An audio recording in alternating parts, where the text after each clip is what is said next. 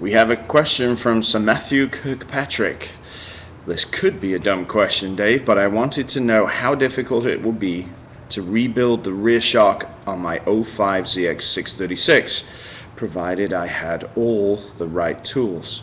I've rebuilt forks on this bike a few times and have rebuilt quite a few others in the past. I'd like to keep the cost down, but also keep the rear shock as fresh as my forks are. Thanks. So, in regards to your question, Matthew, the deal is this.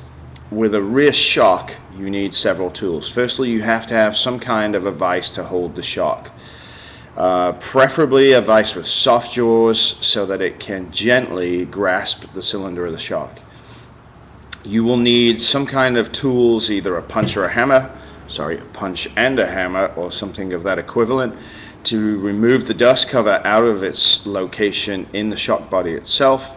You will also need to have, in that case, a Schrader valve removal tool to get the Schrader valve out. Then you will need, again, the vise to go ahead, pull everything out.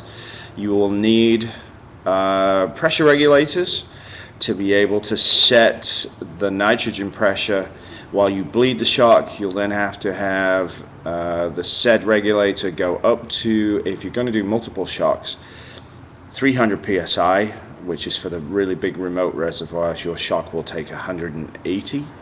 You'll obviously need the shock oil. You don't need any special tools to bleed it, simply because you will do that by hand, both with low speed and with high speed, in getting all the air out.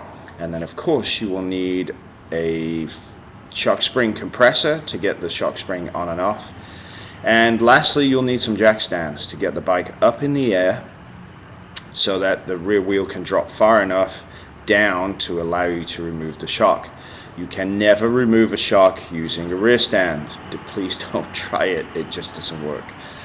So, cost, well, if you don't have any of those tools, you're probably looking at, if you get a small nitrogen cylinder, pressure regulator, line,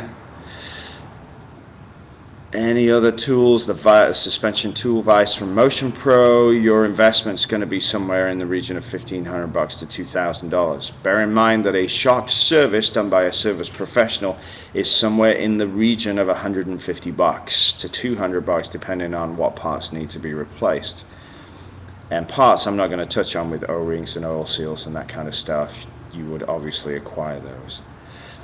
How long does it take? Well, from start to finish, if you have all the right tools and you know what you're doing, it should take you about half an hour, going slowly, methodically, and carefully to do the whole thing in the correct sequence. So, if you feel like taking that on, and remember, the investment is basically a lifetime investment. You'll be able to do shocks for the rest of your life with all those tools, as long as you also buy a hypodermic needle because most shocks now have gone away from Schrader valves. They're all needle through a rubber membrane, so you'll need that adapting tool too.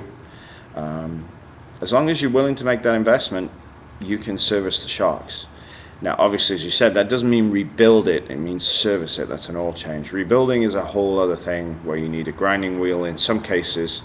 And then if you're talking about rebuilding, you may as well revalve. So then you'd be paying quite a lot of money for a shim collection for you to use to rebuild. And shims are not cheap, unfortunately. So hopefully, Matthew, that answered your question. If you have other questions, please send them to me via Facebook and Dave Moss Tuning, or alternatively, leave them here at Catalyst Reaction SBW on YouTube. Thanks very much.